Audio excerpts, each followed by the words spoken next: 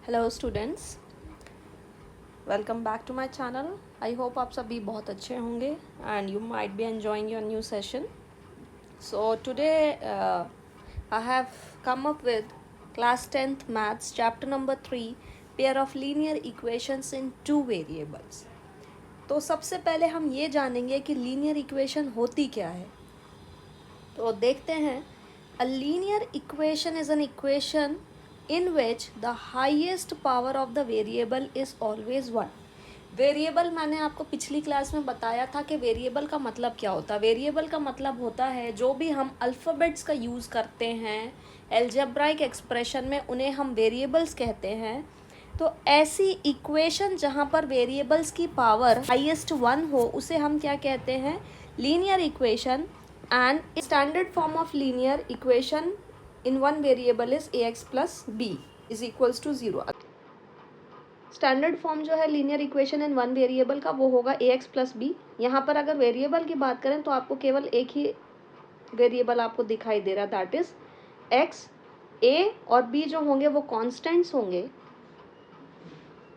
The standard form of linear equation in two variable is ax plus B Y. अब आप यहाँ गौर से देखिए कि जो x है that is a variable, b is a y here is a variable and a b and c जो होंगे, a x का कोएफिशिएंट होगा, b y का कोएफिशिएंट होगा। कोएफिशिएंट का मतलब होता है जो नंबर अल्फ़ाबेट के साथ में मौजूद होता है उसे हम क्या कहते हैं, उसे हम कोएफिशिएंट कहते हैं। तो जो a है वो x का कोएफिशिएंट है, जो b है वो y का कोएफिशिएंट है और जो c है वो क्या है, constant term. Example of linear equation देख लीजिए, क्या है 3x plus 4y plus 20।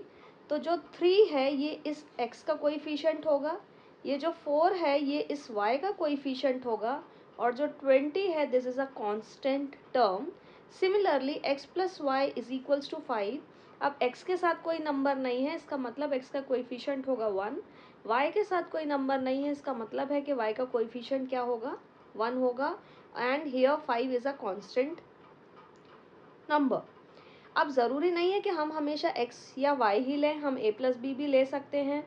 p q any alphabet among the 26 letters you can take as variables. अब हम अगला जो टॉपिक लेंगे that is a graphical method of solution of a pair of linear equations. Graph की मदद से हम कैसे लीनियर इक्वेशंस को सॉल्व करेंगे वो हम देखेंगे। आपको दो लीनियर इक्वेशन अलग अलग दिखाई दे रही हैं, a1x plus b1y plus c1 is equals to 0 and a2x plus b2y plus c2 is equals to 0। ये जो टेबल है ये वेरी वेरी वेरी इम्पॉर्टेंट है। एग्ज़ाम में इस टेबल से आपके कम से कम 3 मार्क्स का क्वेश्चन बनता है। ये जो आपको दिया हुआ है कम से कम 3 मार्क्स का क्वेश्चन बनता है। अब ये रिजल्ट हम समझेंगे कैसे। आपको पहली इक्वेशन दी हुई है, पहली इक्वेशन क्या दी हुई है, x minus 2y is equals to 0 and आपको दिया हुआ है 3x plus 4y minus 20 is equals to 0। a1 क्या होगा, a1 का मतलब इस x के साथ जो कोएफिशिएंट हो, इस x के साथ कौन सा कोएफिशिएंट है, कुछ नहीं है, मतलब 1 है। b1 क्या होगा, b1 मतलब ये वाले y का कोएफिशिएंट, तो वो क्या हो जाएगा हमारा -2। क्या c1 है हमारे पास, नहीं है, तो हम उसे लिखेंगे 0। अब जो है अगली इक्वेशन में आएंगे, a2 क्या है हमारे पास में, ये आ गया 3। b2 क्या है हमारे पास में, ये आ गया 4 एंड व्हाट इज c2 है हमारे पास में -20। तो a1 अपॉन a2 लिखेंगे हम 1/3, b1 अपॉन b2 आएगा हमारे पास में -2 अपॉन 4। इसे सॉल्व करेंगे तो this is coming out to be -1/2 and c1/c2 हो जाएगा 0/20 इक्वल्स टू 0। अब हमें चेक करना है कि a1/a2 क्या b1/b2 के बराबर है, नहीं है, क्योंकि a1/a2 में वैल्यू आपकी 1/3 आ रही है और b1/b2 में आपकी वैल्यू -1/2 आ रही है। चूँकि ये दोनों इक्वल नहीं है एक दूसरे के, तो जब आप इस तरीके से ग्राफ प्लॉट करेंगे, ये मान लीजिए हमने x एक्सिस ले लिया, ये वाला हमारा y एक्सिस हो गया, ये नेगेटिव x एक्सिस, ये नेगेटिव y एक्सिस। तो जब भी आप ग्राफ प्लॉट करेंगे तो एक लाइन इस इक्वेशन की बनेगी, पहली इक्वेशन की एक लाइन दूसरी इक्वेशन की बनेगी, और इस तरीके से लाइंस आपको एक दूसरे को कट करती हुई नज़र आएंगी। इसलिए इन्होंने कहा है कि ग्राफिकल रिप्रेजेंटेशन जो होगी वो कैसी होगी, लाइंस जो हैं इंटरसेक्ट करेंगी एंड हम किसी एक पॉइंट पर मीटअप कर रही हैं। इसलिए यहाँ पर हमें क्या मिलेगा, यहाँ पर जो है हमें एग्जैक्टली वन सॉल्यूशन मिलेगा। तो पहला जो है पेयर ऑफ लाइंस का क्या कहा उनने कि अगर a1/a2 is not equals to b1/b2 है, तो लाइंस जो हैं ग्राफ में वो हमें इंटरसेक्टिंग लाइंस मिलेंगी, एंड जो हमारा एल्जेब्राइक इंटरप्रिटेशन होगा, जो हमें वैल्यूज़ मिलेंगी वो एग्जैक्टली हमें वन सॉल्यूशन मिलेगा। एक x की वैल्यू मिलेगी और एक हमें y की वैल्यू मिलेंगी। तो आई होप आपको ये पहला जो पॉइंट है ये समझ आ गया होगा। अब हम सेकेंड पॉइंट समझेंगे। अब हम सेकेंड पॉइंट देखते हैं, क्या दिया है, 2x + 3y - 9 is equals to 0 and 4x + 6y - 18 is equals to 0। अब a1 क्या है हमारे पास में, a1 जो है, a1 मतलब पहली इक्वेशन में x का कोएफिशिएंट, तो a1 क्या है 2 है। b1 क्या है, पहली इक्वेशन में y का कोएफिशिएंट b1 कहलाता है, तो ये हो गया 3। c1 क्या है हमारे पास 9, जो उनके पास साइन है हमें एग्जैक्टली वही साइन लेने हैं। तो a2 हो गया हमारे पास में 4, b2 क्या हो गया, सेकंड इक्वेशन में y का कोएफिशिएंट, तो ये हो गया 6 एंड व्हाट इज c2 -18। अब हम क्या करेंगे, a1/a2 निकाल लेंगे। तो a1/a2 क्या, 2/4 मतलब ये कितना आ गया 1/2। b1/b2 देखिए कितना आया 3/6, इसको सॉल्व कर लेंगे तो क्या जाएगा 1/6। तीसरा जो है हमारे पास c1/c2, जिसे हम लिखेंगे -9/-9 -18, ये दोनों कैंसिल हो जाएंगे तो 1/2। अब आप देखिए कि आपको यहाँ पर a1/a2 is equals to b1/b is equals to c1/c2 मिल रहा है। तो जब इस तरीके से आपको रिज़ल्ट मिलेगा, तो मैं आपको बता देती हूँ कि जब हम ग्राफ प्लॉट करेंगे, मैं ऊपर ही बता देती हूँ, अगर हम इस तरीके से ग्राफ को प्लॉट करते हैं तो एक लाइन अगर ये बन रही है, ये हो गया x, ये हो गया x डैश, ये होगा y, ये हो गया y डैश, तो कोइंसिडेंट लाइंस मिलेंगी। मतलब एक लाइन ये है तो इसी के ऊपर आपको एक और लाइन ड्रॉ होती हुई दिखाई देगी, और इस केस में आपको इनफाइनाइटली मेनी सॉल्यूशंस मिलेंगे। मतलब आपको बहुत सारे सॉल्यूशंस मिलेंगे, क्योंकि वो आंसर कुछ भी हो सकता है। यहाँ पर लाइंस जो हैं इंटरसेक्ट नहीं करेंगी, दो लाइन मिलेंगी और दो लाइन एक दूसरे को ओवरलैप करेंगी। तो इस टाइप से आपका जो है सेकंड केस में ग्राफ बनेगा। तो आई होप आपको सेकंड जो पार्ट है वो समझ आ गया होगा। अब हम थर्ड की तरफ देखेंगे। जो थर्ड पार्ट है, अब हम उसमें a1, पहली इक्वेशन में x का coefficient 1, b1 is 2 and c1 क्या हो जाएगा आपका, पहली इक्वेशन में जो कांस्टेंट है दैट इज 4। a2 आ जाएगा आपका सेकेंड इक्वेशन में x का कोएफिशिएंट दैट इज 2, b2 हो जाएगा आपका 4 and what is c2, c2 is -12। अब हम यहाँ पर a1/a2 निकाल लेंगे, तो a1/a2 आएगा हमारा 1/2, कॉमा b1/b2 अगर हम निकालते हैं तो दैट इज़ 2/4, ये हो जाएगा 1/2 एंड c1/c2 जो है दैट इज़ -4/-12, ये आ रहा है 1/3। दैट मीन्स a1/a2 तो बराबर है किसके, b1/b2 के, लेकिन b1/b2 नॉल्स टू क्या है, c1/c2। तो इस कंडीशन में आपको ग्राफ कैसा मिलेगा, पैरेलल लाइंस मिलेंगी। मतलब आपको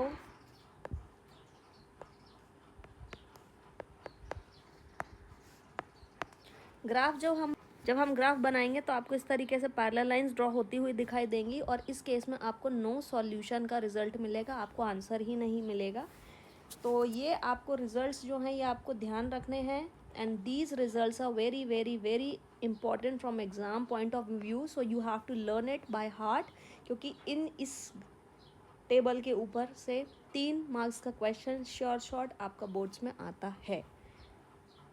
अब हम जो है अगला सवाल करेंगे चेक ग्राफिकली, कि हमें जो है सबसे पहले तो हमें ये बताना है कि जो पेयर ऑफ इक्वेशंस हैं वो कंसिस्टेंट हैं। कंसिस्टेंट का मतलब ये है कि क्या उसमें हमको हमारा कौन सी कंडीशन बन रही है, कोइंसिडेंट लाइंस की बन रही है, इंटरसेक्टिंग लाइंस की बन रही है, या पैरेलल लाइंस की बन रही है। और अगर हमारा कंसिस्टेंट है तो हमें क्या करना है, ग्राफ जो है वो ड्रॉ करना है। तो ले लेते हैं x plus 3y is equals to 6, 2x minus 3y is equals to क्या हो जाएगा 12। अब यहाँ पे हम लेंगे a1 is equals to 1, b1 क्या है हमारे पास 3 है, c1 क्या है हमारे पास 6, a2 क्या है हमारे पास 2, b2 is minus 3 and c2 is 12। a1 by a2 is 1 by 2, b1 by b2 जो है दैट इज 3 बाय माइनस 3, ये कैंसल आउट हो गया, आपके पास बचेगा minus 1 by 1 and c1 by c2 6 by 12, so it is coming out to be 1 by 2. That means a1 by a2 not equals to b1 by b2 not equals to क्या आया c1 by c2, यही तो result है। a1 by a2 b1 by b2 के बराबर नहीं, और b1 by b2 c1 by c2 के बराबर नहीं है। इसका मतलब है कि मेरा जो ग्राफ है वो कैसा आएगा, इंटरसेक्टिंग लाइंस का आएगा। अब हम ग्राफ प्लॉट कैसे करेंगे वो हमें देखना है। तो ग्राफ प्लॉट करने के लिए ये तो हमारा हो गया पहला पार्ट। अब मुझे ग्राफ प्लॉट करना है तो मुझे थोड़ा सा स्पेस चाहिए होगा, और अब मैं जो है ये स्पेस रब करूँगी। तो ध्यान से देखिए क्या करना है। x प्लस 3y बराबर क्या दिया हुआ है 6, तो x इज इक्वल्स टू क्या ले लेंगे हम 6 प्लस 3y। अब यहाँ हम एक बॉक्स बनाएंगे और यहाँ मिनिमम 2 वैल्यूज़, या आपकी मर्ज़ी, आप 3 4 जितनी निकालनी उतनी वैल्यूज़ निकाल सकते हैं। तो जब आपने y की जगह रखा 0, तो जब आपने y की जगह 0 रखा तो ये x is equals to 6 plus 3 into 0 हो जाएगा। तो x की वैल्यू आपको क्या मिल जाएगी 6 प्लस 0, तो दैट मीन्स x की वैल्यू आपको 6। अब जो है अगली बार में हम क्या करते हैं, हमने लिया लेट, यहाँ क्या लिखा हमने let x is equals to 0 लिखा था। अब हम लेंगे let x is equals to, अब हम क्या हमने y इज इक्वल्स टू लिया था 0, तो अगली बार में अब हम y इज इक्वल्स टू क्या ले लेंगे 1 ले लेंगे। तो x is equals to 6 plus 3 into 1, x is equals to 6 3 हो जाएगा, तो x की वैल्यू क्या आ जाएगी 9। तो कहने का मतलब ये है कि जब y 1 है, y हमने क्या लिया 1 लिया, तो x की वैल्यू क्या आ गई 9। आप दूसरी तरीके से भी कर सकते हैं, आप x की वैल्यू लेके y की वैल्यू निकाल सकते हैं। तो ये हो गई मेरी पहली इक्वेशन। अब मैं दूसरी इक्वेशन का निकालूंगी, तो ये हो जाएगा 2x minus 3y is equals to 12। अब हम 2x is equals to 12 plus 3y, अब हम क्या करेंगे let x is equals to क्या करेंगे 0 रखेंगे यहीं इस इक्वेशन में, और हम बॉक्स बना लेंगे।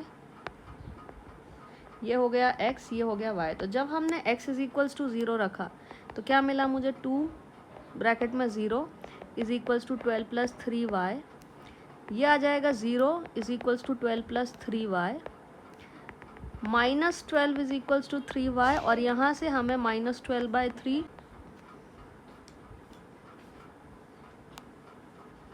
Minus 12 is equals to 3y, ये डिवाइड होगा तो ये हो जाएगा 4। दैट मीन्स y की वैल्यू मुझे क्या मिली -4। तो अब मुझे यहाँ y की जगह क्या रखना है -4 रखना है।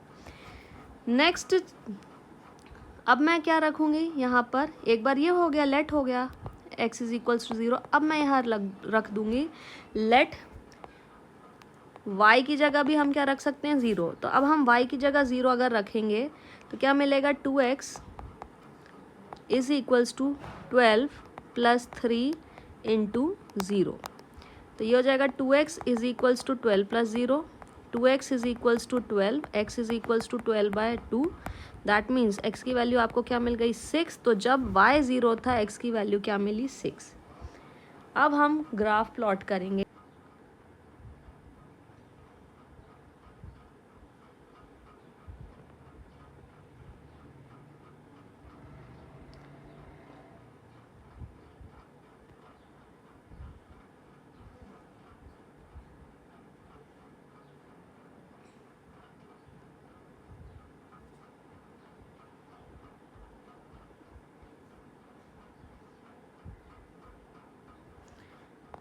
ये हो गया x, ये हो गया x, ये हो गया x डैश, ये हो गया हमारा y और ये हो गया हमारा y डैश। ये जो है दिस इज़ ओरिजिन, ये 0, इसके बाद में इसे ले लेंगे 1 2 3 4 5 6,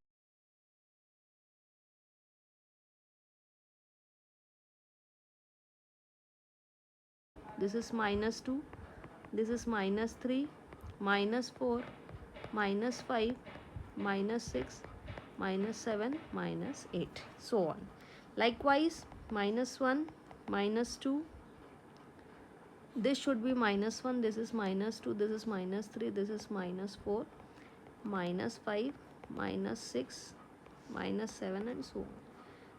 This is 1 2 3 4 5 6 7 8 9 10।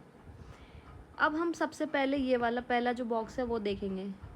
x क्या है आपका 6 है, तो x 6 है और y की वैल्यू क्या है 0, तो मतलब आपका पहला पॉइंट कहाँ आ गया, ये आ गया। x 6 है और y की वैल्यू क्या है 0।